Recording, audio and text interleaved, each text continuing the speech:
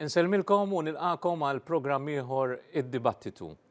Kif tafu dan huwa id-dibattitu fejn inħabtu l-idejat, nixtarru l-opinjonijiet u anke narblu l-argument.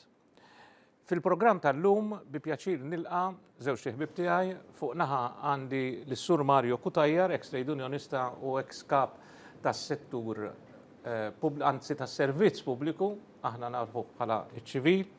U fuq naħa l-oħra għandi l-ekonomista u membru parlamentari Cressida Gallia. Hawnhekk bħal-ekonomista ġibtek tajjeb Cressida. Tajjeb. Is-suġġett tal-lum huwa il-futur tas-suq tax-xogħol. Biex xira niddiskutu das-suġġett issa li qegħdin lejliet jum il-ħaddiem. Mela ħanibda bik Cressida. Meta ngħidu is-suq tax-xogħol f'termini ekonomiċi, x'inkunu qegħdin ngħidu eżatt? X'inhu dan is-suq tax-xogħol? Huwa l-post fejn l-impjegati jikkompetu bejniethom biex isibu l-aħjar impjieg, fejn min iħaddem jikkompetu bejniethom biex isibu l-aħjar ħaddiema. Eżattament, xi tfisser is-suq tax-xogħol?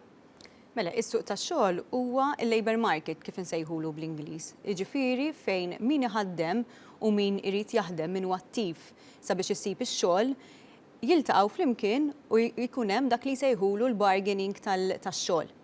Issa ovvjament għandek dak min qiegħed iħaddem, ġifieri l-employer ikun qiegħed jara li jitfa' domanda fis-suq tax-xogħol, jiġifieri jkollu d-domanda għal ħaddiema, u mbagħad dak li jkunu qegħdin jaħdmu, jiġifieri jiena persuna qegħdin fittex ix-xogħol, nagħmel parti mis-supply tax-xogħol. U allura inti għandek sitwazzjoni fejn għandek id-domanda u s-supply, id-demand u s-supply illi jkunu qegħdin tista' tgħid ifittxu l-xulxin sabiex wara kollox min qiegħed ifittex ix-xogħol isibu u min qiegħed ifittex il-ħaddiema jimpjegahom ukoll. F'Malta għandna sitwazzjoni li tista' tgħid kważi hija ta' full employment il għaliex għandna rata ta' qatt illi hija ta' madwar 2.7%, u allura dik tfisser illi għandek domanda akbar tista' tgħid mis-supply, jiġifieri għandek aktar negozji, aktar kumpaniji li qegħdin ifittxu l-ħaddiema imma mbagħad tista' tgħid hawn shortage nuqqas biex niftehmu ta' ħaddiema f'pajjiżna. U allura importanti illi naraw illi inti fil-verità kif jiġi x-xogħol għaliex negozji jkunu qegħdin ifittxu il-ħaddiema sabiex jimpjegawhom.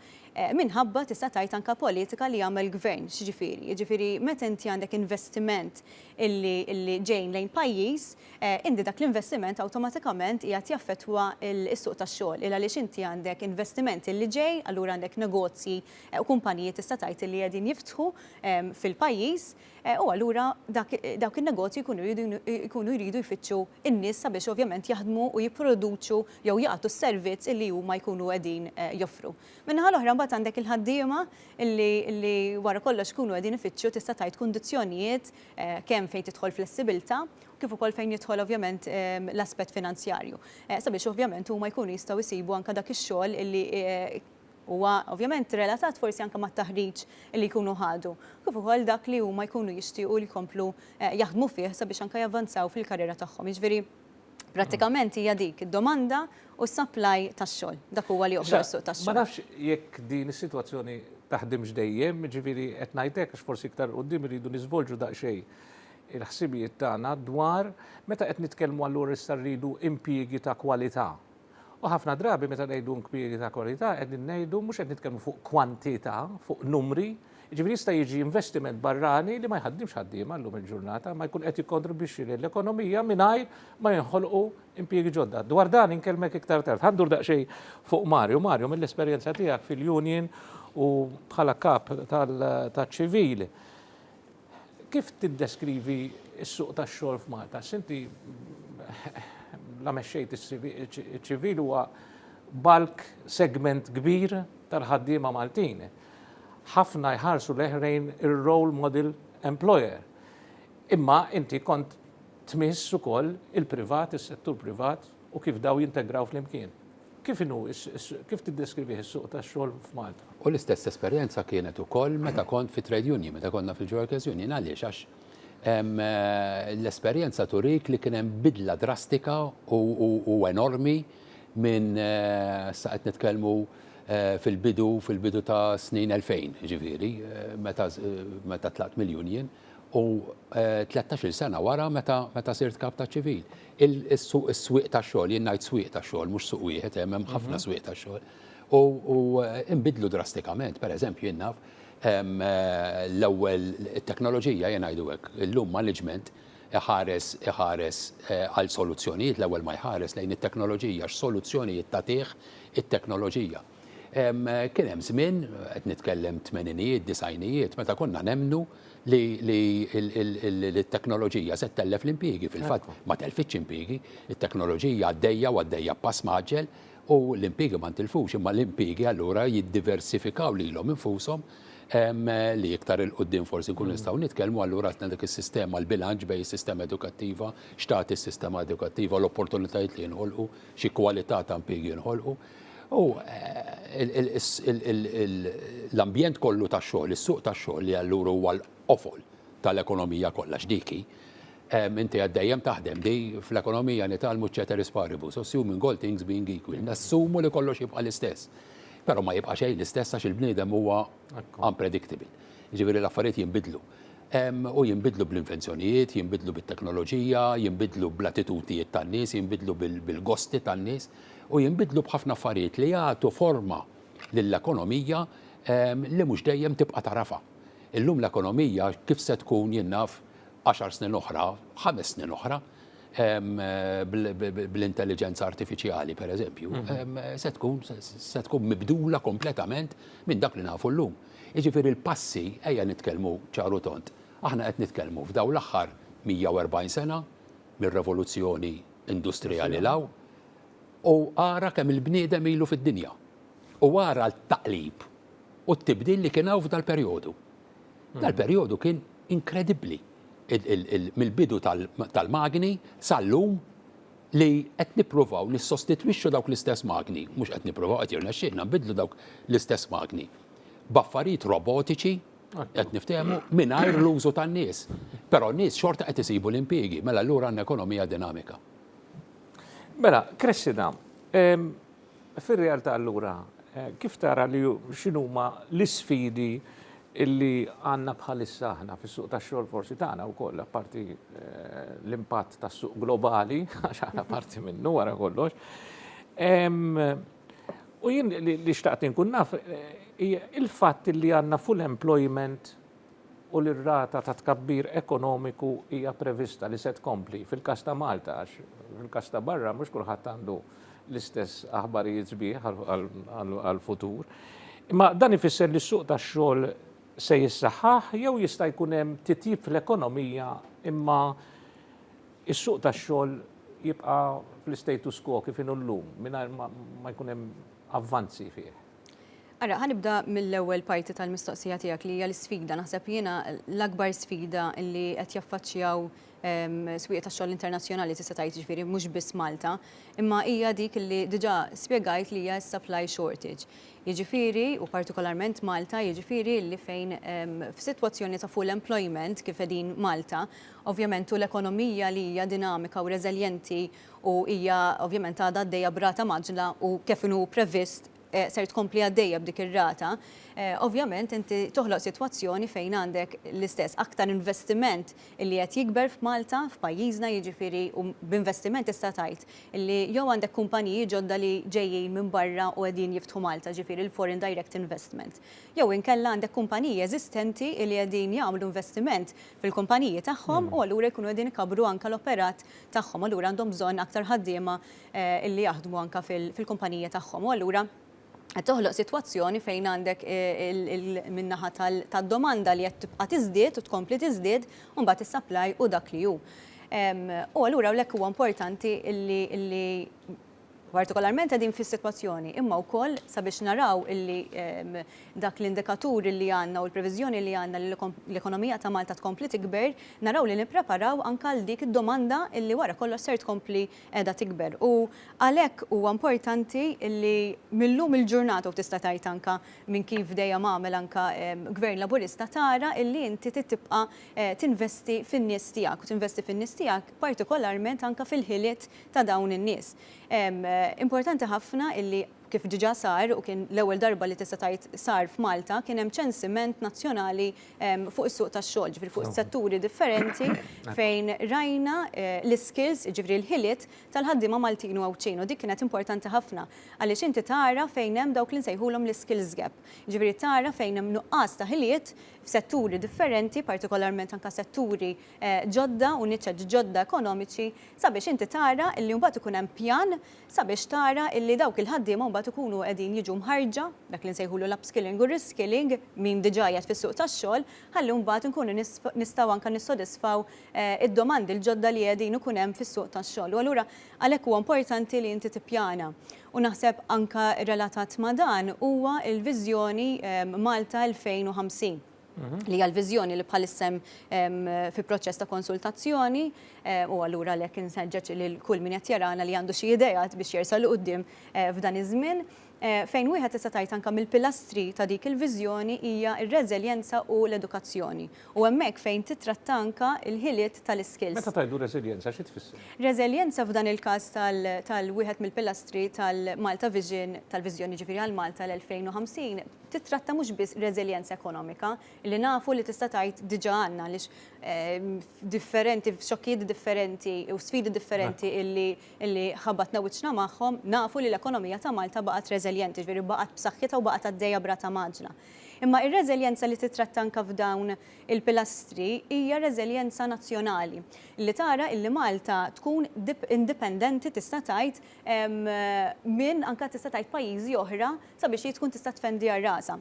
Sat nitkellmu mhux indipendenza totali għax ħadd ma jista' jgħix f'iżolament, imma li tara li tkompli tinvesti fl-infrastruttura, li tkompli tinvesti fl-enerġija, li tkompli tinvesti fis-setturi tagħha sabiex naraw illi nkunu kapaċi anke nkomplu għaddejjin, nkunu reżiljenti bħala nazzjon biex wara kollox inkomplu ntejbu il-kwalità tal-ħajja tal-Maltin u l-Awċin. Mela, Mario, The Future of Jobs Report 2025 tal-World Economic Forum jgħid illi s-suq tax-xogħol globali se jinbidel sas-sena 2030, maħniex il-bot, ġifieri, minħabba dawn il-fatturi. Il-bidla fit-teknoloġija, inti għamilt referenza għaliha diġà, l-inċertezza ekonomika, it-tibdil demografiku u dik green transition. Taħseb li aħna bħala pajjiż fil-verità għandna sisin sodi biex nilqgħu għal dan l-isfidi. Għandna l-potenzjal. Xej, u nkomplu fuq dak li qalet Cressida, ġifieri r-reżiljenza tal-ekonomija Maltija hija evidenti, biss wieħed isemmi anke dak li seħħ li rajna jseħħ dal-aħħar meta ħriġna mill-excessive deficit procedure sentej qabel iż-żmien li jfisser forsi kliem li nies jaraw strambi. Imma effettivament di tfisser li l-ekonomija tagħna tant hija b'saħħitha, tant hija tajba, tant tikber u tant għaddejja b'ritmu maġġel fost l-aħjar li jeżistu fl-Unjoni Ewropea li rnexxilna noħorġu sentej qabel iż-żmien. Jiġifieri mhix ċajta di, mela allura hemm l-ekonomija b'saħħitha. U ekonomija b'saħħitha għandha l-potenzjal, dik li ftit ilu konna nsejħula future proof, għandha s-saħħa li tilqa' xokkijiet u daw x'nihom. Mela ħanġibu l-eżempju tal-Covid. Meta ġiet il-Covid, poġġiet pajjiżi sħaħar kubtejhom. Li kieku f'Malta, u jien dak iż-żmien kont għand kap ta' ċivil, allura rajt il-mekkaniżmi interni jaħdmu kif se jsalvaw is-sitwazzjoni, kif se tiġi salvata s-sitwazzjoni. L-ekonomija baqgħet tiġi mitmuha. Baqgħet tiġi mitmuha il-ħin kollu anki jekk mhix attiva daqsdant.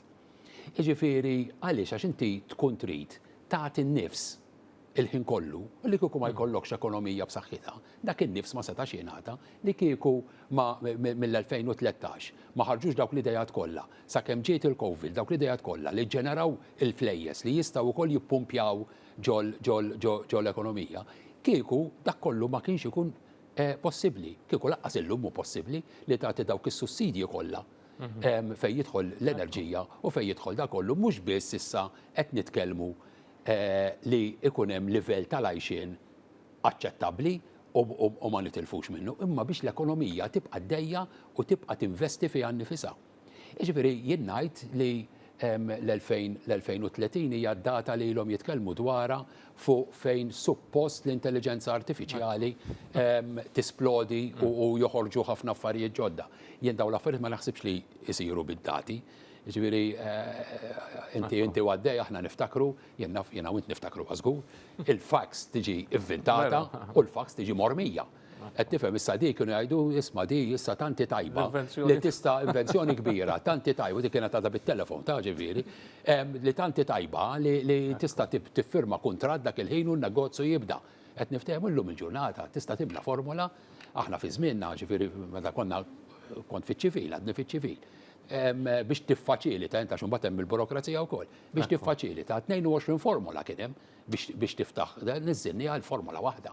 Niżżinni għal formula waħda kont tistenna xi xahar illum il-ġurnata għalmenu sakemm kont hemm jien kienet in real time jekk ikollok l-informazzjoni kollha. Ġifieri inti għandek il-politika tal-gvern, għandek is-saħħa tas-settur privat, għandek l-investiment li jsir, għandek is-sistema edukattiva li kollha jaħdmu ġo xulxin, katina waħda biex l-ekonomija tibqa' reżiljenti. Ġifieri jekk inti tibqa' tinvesti fit-teknoloġija, kif sar? U tibqa' aġġornat f'dak kollu li qed jiġi imqiegħed fis-suq issa tat-teknoloġija u joħroġ hemm barra u tara li s-soluzzjonijiet iddur u tadotta dik it-teknoloġija s-soluzzjonijiet li għandek bżonn. Qed niftehmu? Allura hija l-ekonomija iva għandha l-potenzjal u bħalma kellha l-potenzjal li wara Covid terġa' mhux tħalli fejn kienet, issir aħjar minn kif kienet l-ekonomija. Issa ħanieħu l-opportunità.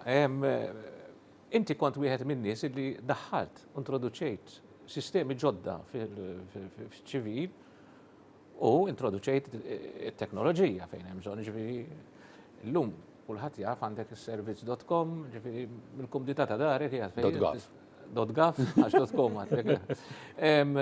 u tista' tinqeda xorta waħda.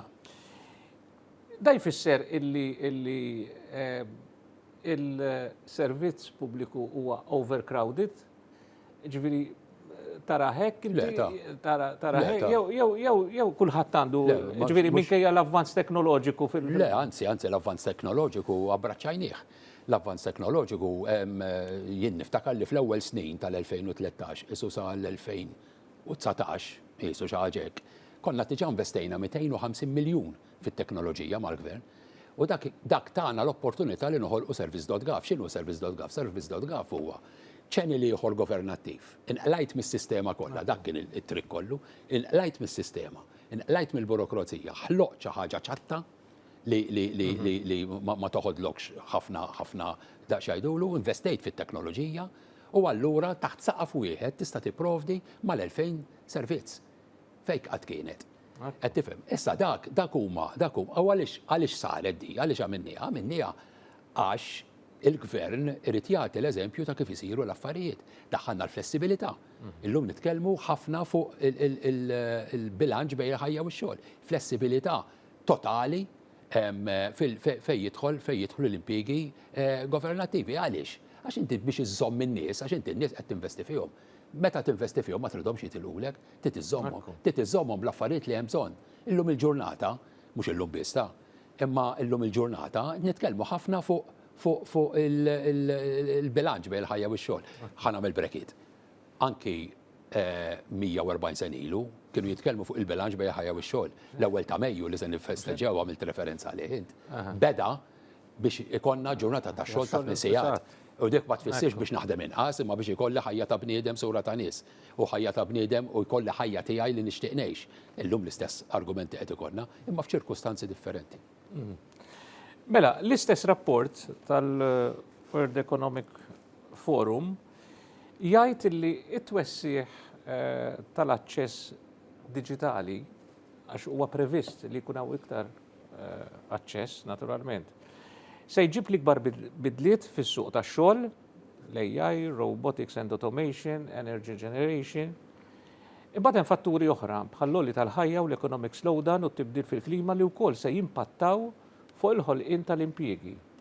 Meta naqra di jiena, u nibda ngħid ma jien qiegħed f'Malta, kif se nirrelata magħha, xi tfisser di għalina?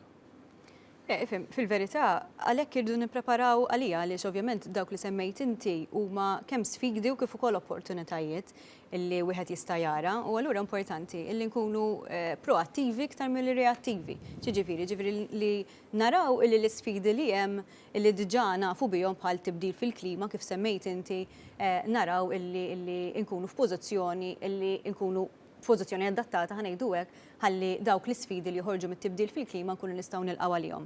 U fl-istess waqt imbagħad l-opportunitajiet li hemm bħal teknoloġija l-AI, il-teknoloġija avanzata u ħafna minn dal-affarijiet, ir-robotika, dawn huma kollha opportunitajiet illi inti tista' tinvesti fihom, ġifieri jkun hemm anke niċċeċ ekonomiċi illi huma speċjalizzati fuqhom sabiex naraw illi nġibu aktar investiment fihom u nkunu tista' tgħid minn ta' quddiem illi noffru anke dawn it-tip ta' setturi u allura dan fih innifsu joħloq ix-xogħol.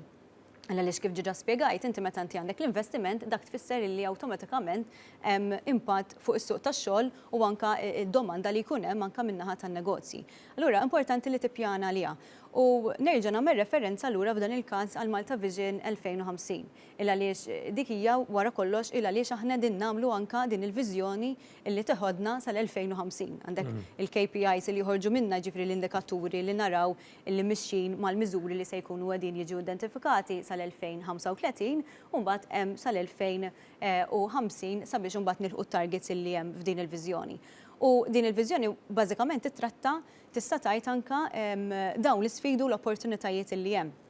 Jekk wieħed iħares lejn kif wasalna tista' tgħid għal pre-consultation document, jiġifieri dak li bħalissa qed jiġi konsultat, naraw li kien hemm 6 stadji li wieħed għamel, ġifieri ovvjament il-Gvern taħt il-Ministeru tal-Ekonomija li Lidja tista' tgħid dan il-proċess mexa fis-6 stadji. Wieħed minnhom kien li ħares lejn preċiżament dak li semmejt inti, dawk li jsejħulhom il-macro trends. Jiġifieri l-isfidi l-opportunitajiet fuq livell globali illi jolqot imbagħad id-diversi pajjiżi. U ovvjament Malta ħarsek lejn dawk l-isfidi illi taħseb illi ser jorqtu lilha u lejn dawk l-opportunitajiet illi nistgħu anke nieħdu vantaġġ minnhom. Wara li kien hemm dawn l-istadji, jiġifieri kien hemm dali tal-macro trends u kien hemm 5 stadji oħra, partikolarment malajn fejn raw is-sentiment tan-nies, workshops differenti mas-settur privat, kien hemm ukoll l-status quo fejn raw il-viżjonijiet differenti li diġà hemm fis-seħħ ta' diversi ministeri u allura mbagħad taqdu kollox flimkien sabiex ħarġu dawk id-design initiatives li hemm f'dak id-dokument, raw ġifieri diversi stadji. Wara dawk l-istadji ħarġu għal dawk il-pillars l-4 pillars illi l-istess qegħdin jiġu konsultati. Ħaġa importanti wkoll illi tajjeb li nsemmu għaliex hija relatata anke ma' dawn l-isfidi u l-opportunitajiet illi semmejt kienet l-enablers illi joħorġu minn din il-viżjoni wkoll. L-enablers huma dawk l-4 ħanidu hekk fatturi illi importanti illi nimxu magħhom sabiex inkunu nistgħu anke nwettqu dawk il-4 pilastri.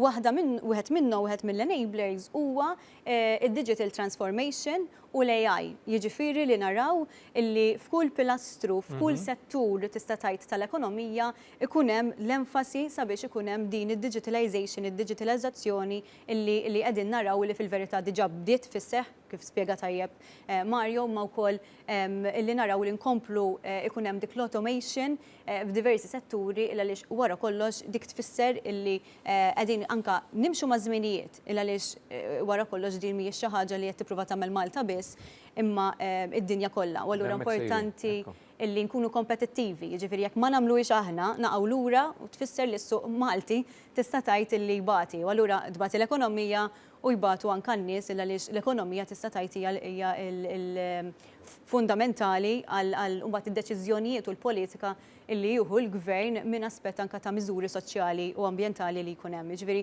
kollox jirrelata ma' kollox u naħseb il-viżjoni Malta Vision 2050 hija dak il-pjan li ser joħodna issa biex naraw illi minn mindu tlaqna fl-2013 sal-2024 kien hemm il-pjan ta' 10 snin fejn l-importanza kienet illi naraw li l-ekonomija inqajmuha u tirranka u allura relatat magħha s-suq tax-xogħol illi naraw li noħolqu x-xogħol u issa mill-lum il-qudiem minħabba li għandna ekonomija illi anka f'sfidi internazzjonali rajna r-reżiljenza tagħha u allura nafu li hija b'saħħitha, irridu nkomplu fuq dak li bnejna.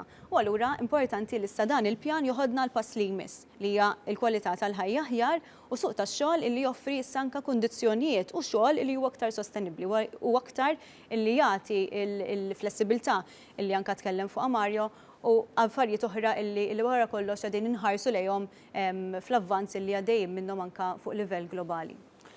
Mario, jidher ċar li qasni li ġejjin se nibqgħu nbagħtu bl-skill gaps. Cressida għamlet referenza għalihom.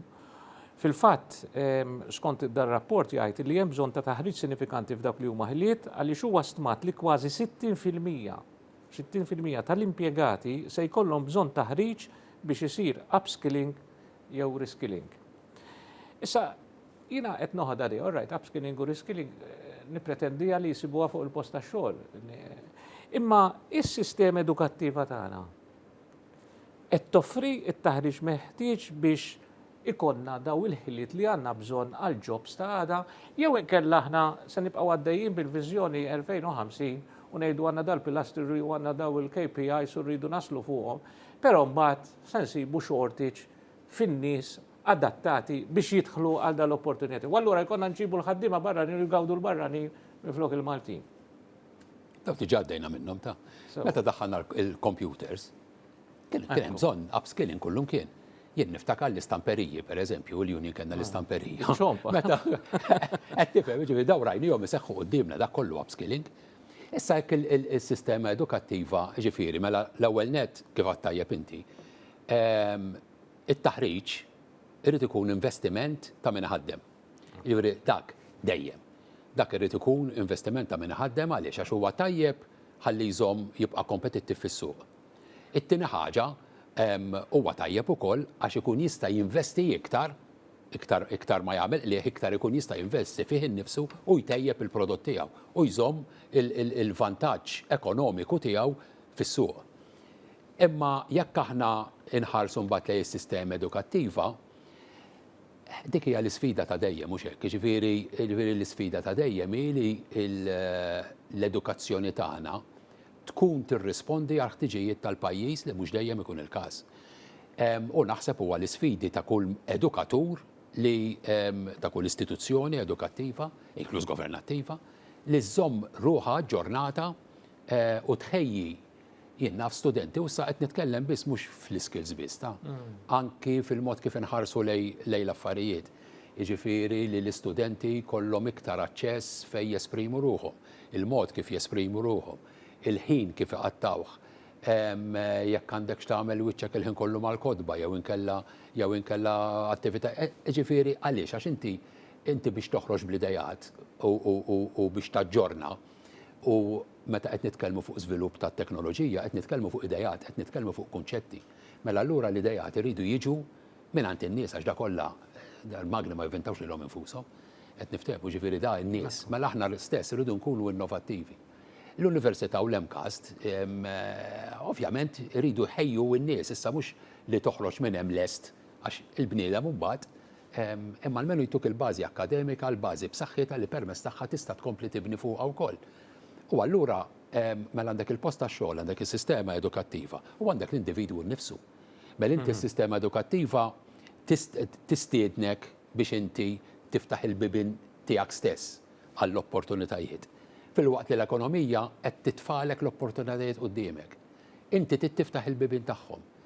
Minnek innifsek ukoll tiġi li inti tiftaħ il-bibin tagħhom u mhux qed nitfa' ir-responsabilità fuq in-nies għax jien qed nitfa' il-ħtieġa li kemm is-sistema edukattiva, kemm is-sistema edukattiva terzjarja, kemm il-post tax-xogħol, dawn kollha jridu jinvestu fin-nies jew iħejju lin-nies biex jinvestu anke fihom infushom.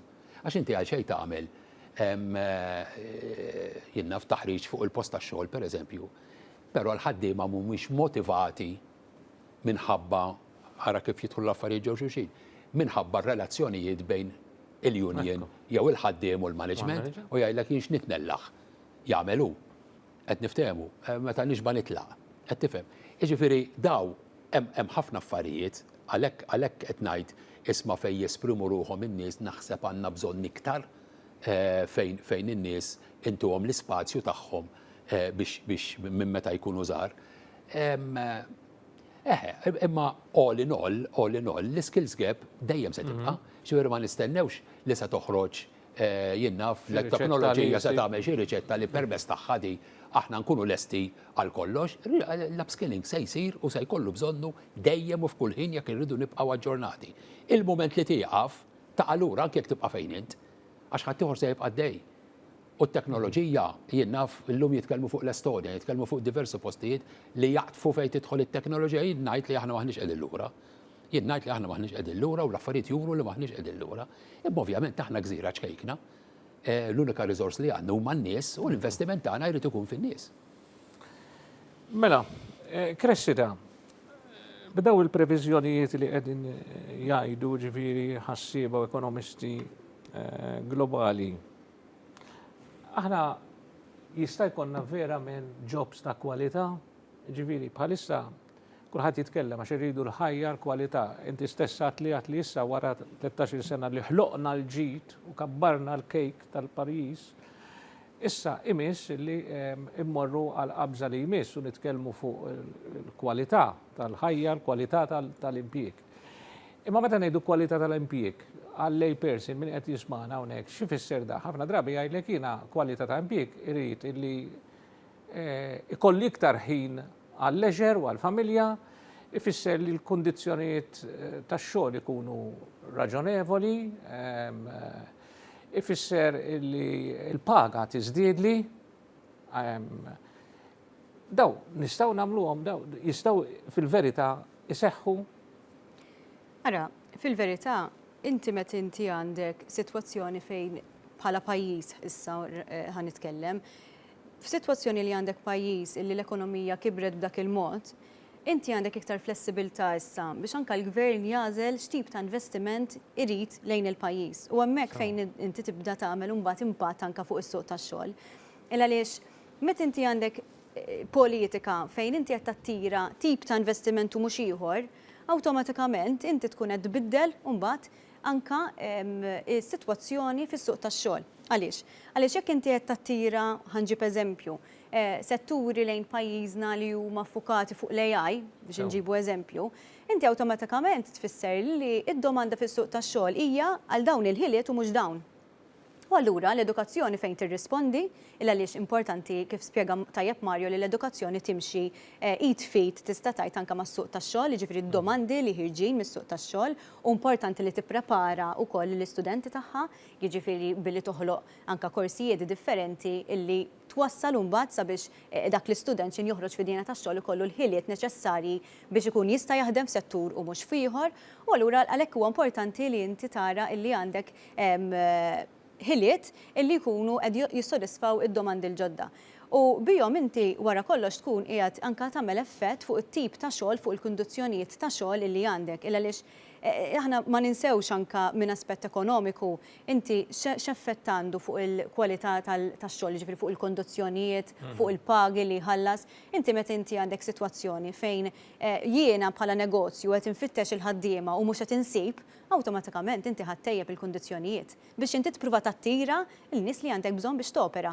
Għalhekk huwa importanti illi il-ħaddiema tagħna. Kuntant nara li jkun hemm isna kulħadd għandu l-comfort zone tiegħu, jiena pereżempju nieħu remote working pereżempju, għaw min jemmen fih vera u minn kemm ilna bil-pandemija. Imma min jgħidlek isma' jiena li ma jkollix supervision fiżika u nara x'inhu ma jagħmlu Però dik hija xi ħaġa li qed toħloq anke l-bilanċ illi semmejna qabel, inti jkollok il-bilanċ bejn ix-xogħol u l-familja għaliex ovvjament toħloq aktar flessibilità minħabba raġunijiet ovvji. Imma dik hija ovvjament hija sitwazzjoni li toħroġ anke u hija d-deċiżjoni tista' tgħid ta' min qed jimpjega, jiġifieri tan-negozji.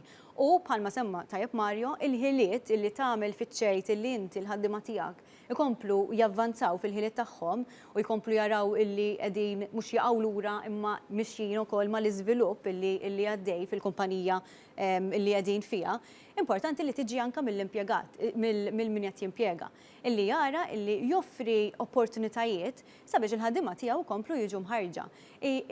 Di wara kollox kumpanija mingħajr ħaddiema illi qegħdin jagħmlu x-xogħol kif suppost u jagħtu l-100% tagħhom fil-verità mhijiex kumpanija li se twassal ħafna, jiġi xi ħaġa li kulħadd jafa.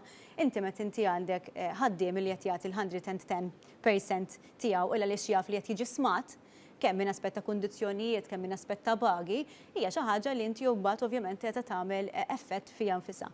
Minnaħa tal-gvern ovvjament l-irwol tal-gvern x'inhu? L-irwol tal-gvern ma jistax hu partikolarment fis-settur privat jagħmel effett jew deċiżjonijiet dirett fuq il-pagi, għaliex dik mhijiex mill-irwol tal-gvern. L-irwol tal-gvern huwa kif qed ngħidu illi jattira investiment, jattira kumpaniji lejn pajjiżna illi awtomatikament imbagħad l-effett fuq is-suq tax-xogħol ikun illi naraw li jkun hemm dak ix-shift u konna tkellimna fuq ukoll dan illi minn dak il-labor intensive market, ġifieri s-setturi fejn huma aktar labor intensive, immorru issa għal dawk li huma skills intensive illi ikunu aktar speċjalizzati fuq diversi ħiliet. Fuq di, ma rridx nistema' antipatiku, però inti għandek ukoll ċertu jobs li ħajspiċċaw, qed naraw bil-avvanz li qed isir bil-green jobs u b'daw li semmejna bl-AI, ir-robotika u dal-affarijiet qed jgħidu isma' l-iskrivani l-administrative assistant mhux se jkollna bżonna, tal-posta mhux se jkollna bżonna, ġifieri qegħdin jidentifikaw ċertu dimensjoni differenti. Jikkumplementaw. Jieħdu l-dimensjoni differenti. Imma jibqgħu ġifieri mhux bil-faċli. Anti ikollok il-problema, aħna konna nsibu l-problema Manu ġifieri fuq il-post tax-xogħol illi inti tagħmel u naf li employers hawn min jinvesti u jwaqfu training centers u ma nafx ma jagħmlux, ġifieri fuq il-post tax-xogħol, imma jkollok element ta' nies li huma untrainable. Ġifieri tagħmel x'tagħmel. Dawk huma minoranza assoluta. Imma naħseb il-gvern irid jieħu ħsieb il-gvern. Għalhekk importanti li toffri l-opportunitajiet anke għal dawk in-nies biex ikomplu jiġu mħarġa. U l-gvern ħaħsiebha fil-fatt għamel l-Istitut tas-Servizzi Pubbliċi li waqaf fi żmieni wkoll.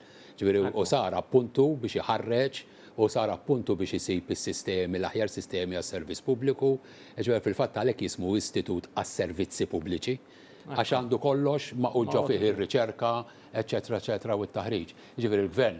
L-iskola tal-isnajja. L-iskola tal-isnajja li hija importanti wkoll. Hemm diversi aspetti fejn il-gvern jistanka jipprepara għal dik il-qalba illi tista' tgħid kważi qegħdin fiha. Imma hemm affarijiet illi kif spjega tajjeb Mario saru, hemm affarijiet li qegħdin fil-pjanijiet ukoll tal-gvern, imma importanti ħafna wkoll illi r-responsabilità ta' min ħaddem joħodha fuq innifsu għaliex wara kollox dan l-effett ħajkun fuq in-negozju tiegħu stess. Mario, l-aħħar ftit ħin għax tajt naqra minn tiegħek lill-Kressida. Ma jimpurtax, ma jimpurtax. Ma jagħmlu l-issinna. Aħna soċjalisti nagħtuna. Li sar il-ħin. Inti pożittiv dwar it-triq li għandu qoddimu l-ħaddim Malti f'pajjiżna illum u jekk inti pożittiv, għandna l-fejn niċċelebraw jum il-ħaddim? Ta' żgur li għandna l-fejn. U għandna l-fejn, mhux għax se jkun hemm festa l-belt nhar il-ħamis, ġifieri, u veru se jkun hemm festa, ġifieri, imma xi ċelebrazzjoni. Hija ċelebrazzjoni tal-kisbiet kollha li għamel il-ħaddim ħafna drabi nenfasizzaw għax dak li niftakru, l-iktar li niftakru. L-aħħar 12 sena saru kisbiet enormi.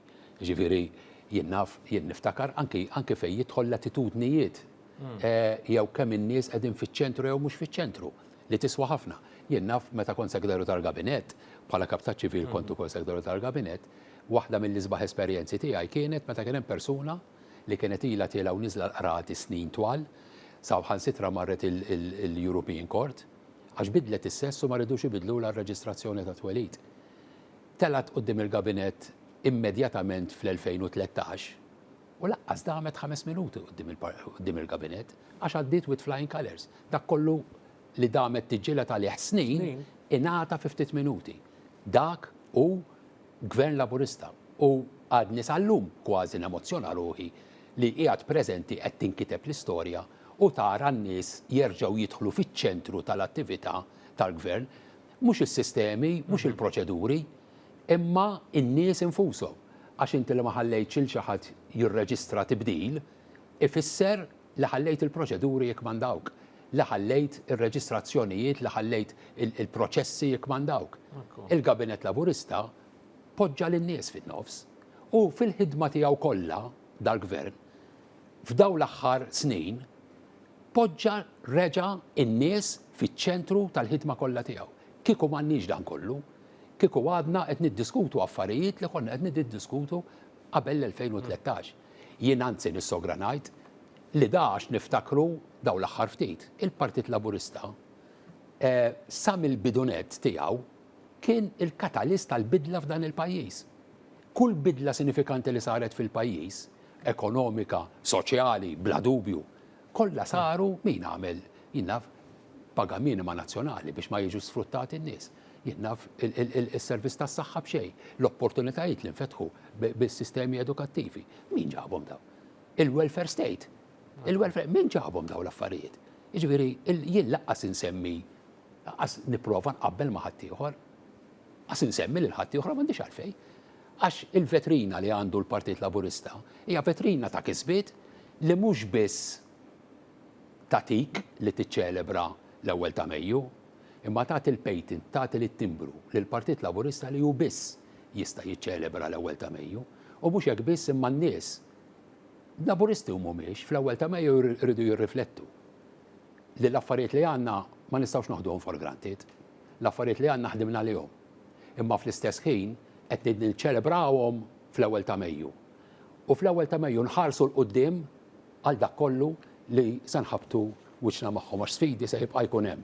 Imma bħalma fl-modi rbaħnihom m'għandix dubi li nibqgħu għaddejjin. Grazzi ħafna tjamlu l-sinjali l-ħin għadda, ninaqat mal-messaġġ aħħari ta' Mario fejn nappellarkom illi allura fl-ewwel ta' Mejju nkunu l-belt ħalli niċċelebraw il-festa tal-ħaddim. Grazzi ħafna Mario, grazzi ħafna Cressida, innawgurarkom ukoll. L-appuntament tiegħi magħkom għal bħallum 8 nawguralkom fuq kollox is-saħħa.